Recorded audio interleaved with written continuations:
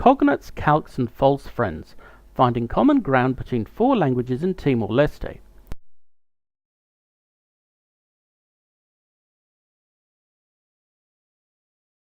Since East Timor's self-determination a decade ago, foreign media coverage of language issues has tended to characterize the country as a Tower of Babel, with seemingly irreconcilable differences between the younger Indonesian-educated generation and the older Portuguese-educated one. Although there remain legitimate concerns over language policy, the role of Teton, the country's lingua franca, and its rapid development as a modern language has all too often been ignored. Of course, nobody would suggest that Teton, Portuguese, Indonesian and English were mutually intelligible, but the 4 languages do share a great deal of vocabulary, which facilitates the learning of one language by speakers of another. I'm not talking simply about the Portuguese loanwords in both Teton and Indonesian, which entered those languages over 4 centuries ago, but the neologisms that have entered Teton in the past decade. Although there are some who say that these new Portuguese loanwords are incomprehensible to the Timorese who do not speak Portuguese, most of these words are, in fact, intelligible to speakers of other languages such as English and increasingly Indonesian. Why? Because they are what are known in linguistics as cognates, words that are similar to their equivalents in another language. While English is a Germanic language, much of its modern vocabulary is of Latin or Greek origin via French, and so many words are similar to their equivalents in Portuguese and other European languages. Unfortunately, such is the degree of prejudice against the Portuguese language among some people that they think that it is unrelated to most other European languages as Basque, Hungarian or Finnish, which are not Indo-European languages at all. Similarly, these Lucisms or Portuguese loanwords in Teton are very similar to English or Dutch loanwords in Indonesian because they are cognates. In a recent interview, the outgoing Indonesian ambassador to Portugal, Francisco Lopes de Cruz, said that 80% of Indonesian words with the suffix "si"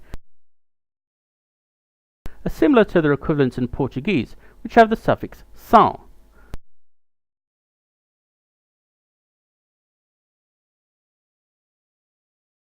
For example, imigratie in Indonesian from imigratie in Dutch is similar to imigração in Portuguese, or imigração in Teton. Of course, there are obvious exceptions, such as nasi, which means rice, not nação or nation.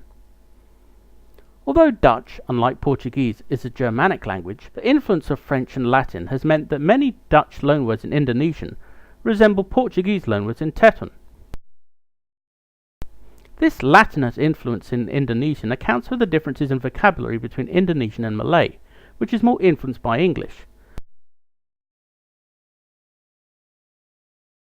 Whereas Indonesian uses universitas, facultas, augustus, campania, qualitas and quantitas, Malay uses university, faculty, ogos, kempen, quality and quantity, clearly influenced by English. The continued widespread use of English in Malaysia has caused resentment among Malay nationalists, and earlier this year there were demonstrations against the use of English to teach science and mathematics in schools.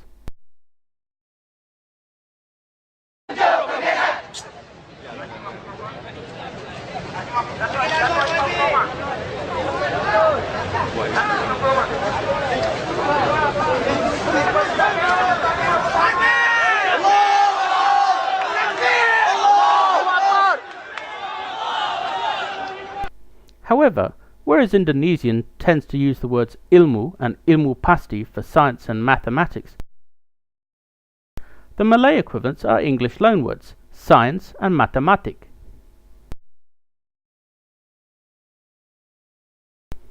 Ironically, some of the most vocal critics of this renewed Lusification or Portuguese influence on Teton are not just Indonesian-educated people or Teton purists, but also Portuguese people who lived in Timor before 1975. They have a colonial or nativist mindset and think that Teton speakers should wait for years, if not decades, until indigenous words for modern concepts have been coined.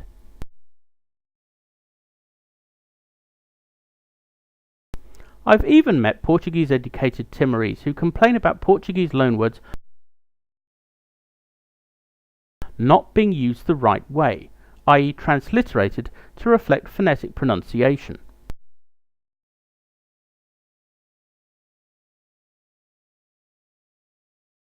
Yet Indonesians complain about English loanwords in their language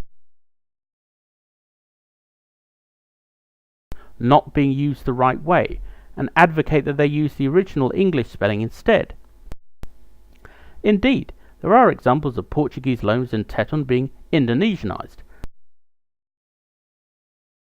For example, exige, usa, and precisa demand, use, and need as ijiji, uja, and pasija. In some countries, like Iceland, there has been a trend towards linguistic purism, meaning that Icelandic is now quite distinct from related languages like Norwegian, but this is not really an option for Timor-Leste.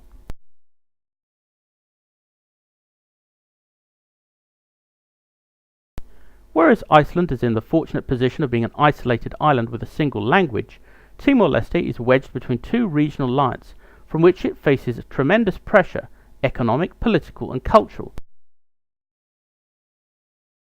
and also has a population that speaks separate and often mutually unintelligible languages.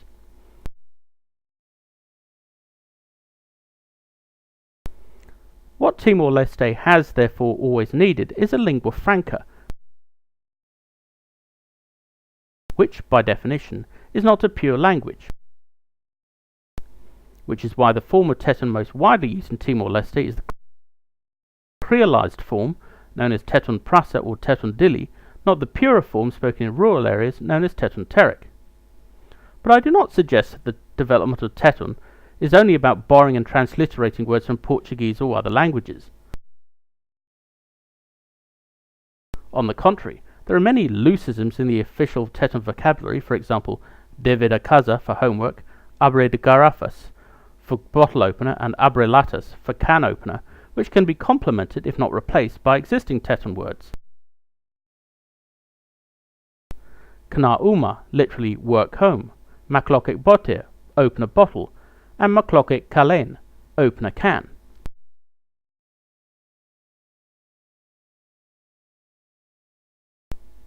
Ironically, many of these looseisms are actually calques, translated loanwords, such as lua de mel, which comes from the English honeymoon, or aranyaseu, which comes from skyscraper.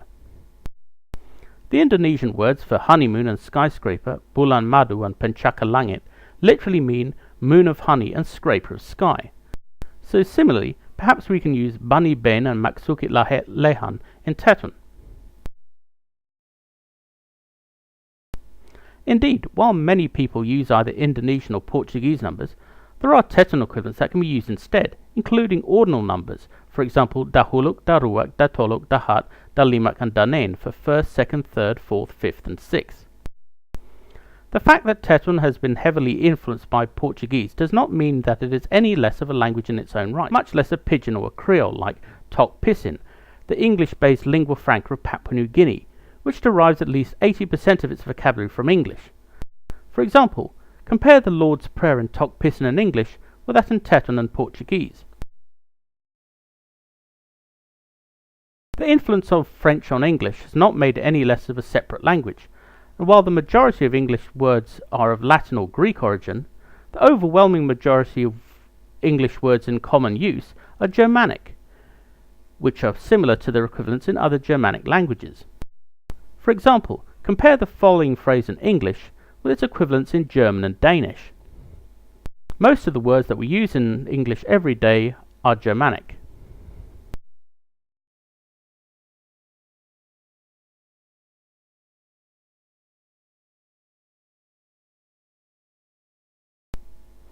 Similarly, we can say that in Teton, liafun barakliu nebe ita uza lorolon ihatehun liafun Austronesu. Most of the words that we use in every day in Teton are Austronesian.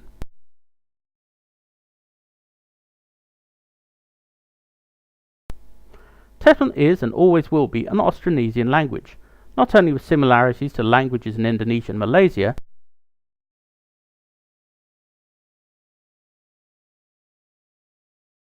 but also the Philippines, and even places as far away as New Zealand, Hawaii, and Madagascar. For example, compare the numbers 1, 2, and 3, Ida, Rua, and Tolu in Tetun, with Isa, Roa, and Telo in Malagasy. Or the words for dog in Tetun, Asu, with that in Tagalog, Aso. And the word for cat in Tetun, Busan, with that in Tagalog, Pusa.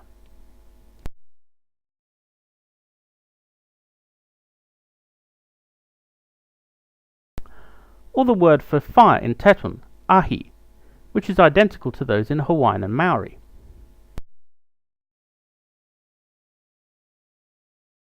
While it is unlikely that many Tetun speakers will learn these languages or vice versa, there is no harm at all in them being more aware of this common Austronesian heritage, as opposed to seeing the surrounding region through a narrow Australo-Indonesian prism. Of course, while there are many cognates common to both English and Portuguese which facilitate learning, there are also many false friends, words that seem similar but have completely different meanings. For example, take the following sentence in Portuguese.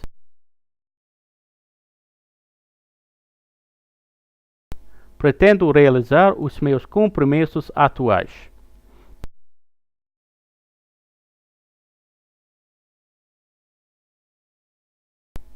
Because of the similarity of many English and Portuguese words, a Portuguese speaker might translate this into English as I pretend to realize my atual compromises.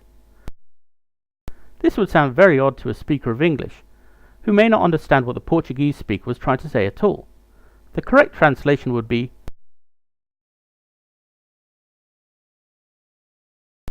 I intend to fulfill my current commitments. Similarly, the Indonesian word actual, from the Dutch actueel, and atual in Tetun, from the Portuguese actual, mean current, not actual. There are many other examples. For example, costumes in Portuguese means customs, not costumes. Livraria means bookshop, not library.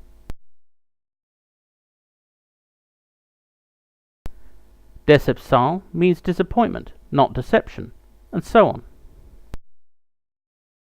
When I've proofread essays by Timorese students, I've noticed other instances of confusion between English and Portuguese words, even among those who do not speak Portuguese at all well.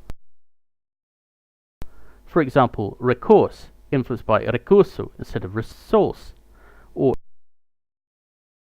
explorator, influenced by explorador instead of exploiter. The word exploração in Portuguese causes some confusion, as it can mean either exploration or exploitation. Although the word explotação is encountered in Brazilian Portuguese. It is even a problem for speakers of Portuguese and Spanish as well. For example, Timorese students studying medicine in Cuba would soon learn that embarazada in Spanish, unlike embarazada in Portuguese, means pregnant, not embarrassed, and that while constipação in Portuguese always means a cold, constipación in Spanish can also mean constipation. Sadly, Timor-Leste has had to deal with many different pressures as regards language, coming from within and outside the country, and regrettably, some foreign commentators seem to think that it has to choose between one extreme or the other.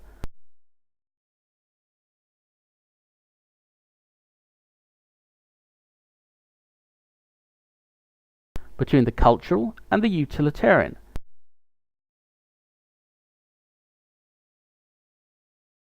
Between history and geography. Between romanticism and realpolitik. What is particularly distasteful about these lectures from foreigners who think they know best is that they ignore the fact that most Timorese will speak between 3 and 5 languages,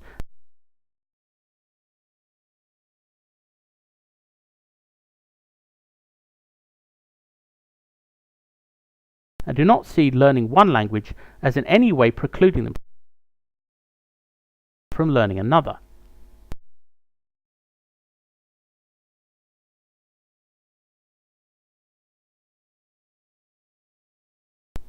Indeed, when it comes to the merits of multilingualism, there is little that the Timorese have to learn from people in other countries. For example, while Singapore has 4 official languages,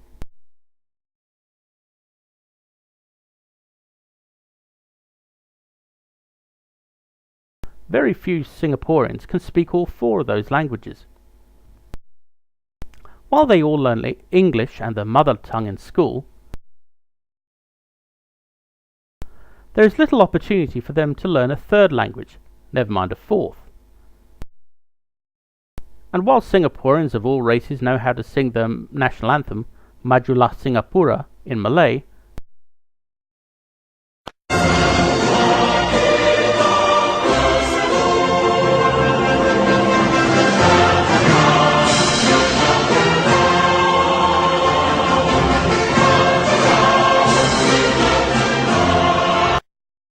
most cannot understand the words. However, where Timor-Leste can learn from other countries is in the use of bilingual documents and multilingual public signs.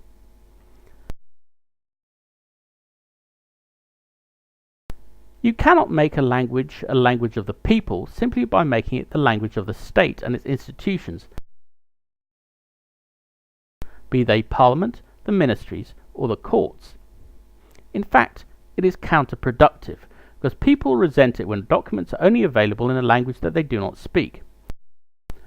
If a country has 2 official languages, then all official documents should be bilingual, or available in both languages. Ironically, as a result of the growing number of Timorese migrant workers in Northern Ireland, many government departments and local authorities there now translate documents into Teton, something that their counterparts in Timor-Leste have all too often failed to do. There should be less emphasis on compulsion to languages and more emphasis on exposure to them, for example through subtitling of television programs and films. In Croatia, Brazilian telenovelas are shown in the original language with subtitles rather than dubbed. Eu posso entrar?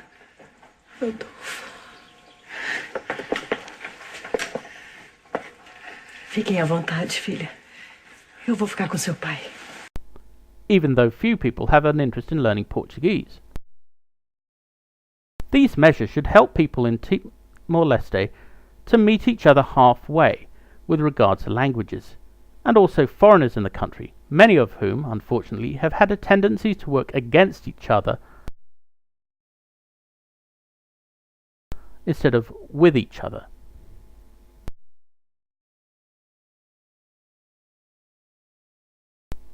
In fact, Portuguese and Indonesian have a common problem, in that they are often overlooked in favour of other languages with far more status and prestige, despite having fewer speakers. Portuguese, for example, is overlooked in favour of other Western languages, such as French, German, Spanish and Italian, and less widely taught than Latin. Indeed, some people in Western countries consider learning Portuguese as eccentric as learning a language from another planet altogether, like Klingon. Is the Klingon dictionary. Similarly, Indonesian is overlooked in favour of other Asian languages like Chinese, Japanese, Hindi and Arabic, although they are often more difficult because of tonal pronunciation and different writing systems. Some people, like former Australian Prime Minister Paul Keating, have accused others of viewing Indonesia through the prism of East Timor, but in reality, many Australians and Indonesians have viewed Portuguese-speaking countries, even Brazil, through the prism of East Timor. However, Portugal's view of Asia remains far too limited and backward-looking, and is seen in Asia as only being interested in preserving its colonial past in Timor-Leste, Macau and Goa. While Portugal restored diplomatic relations with Indonesia a decade ago, there have been too few contacts between them, cultural or otherwise. For example,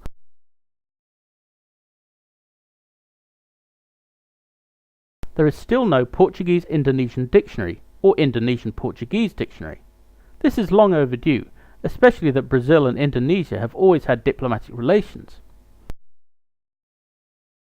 The Indonesian publishing house, Gramedia, has several books for learning Spanish, which could be the basis of books for learning Portuguese. If Gramedia could find a market for its new Swedish-Indonesian dictionary, then why not a Portuguese-Indonesian one? Timor-Leste needs to create an environment in which people do not feel threatened or disadvantaged by the use of languages that they do not speak. While people should have the right not to learn a language, this should not give them the right to behave like a dog in the manger, and deny others the opportunity of learning that language if they so wish.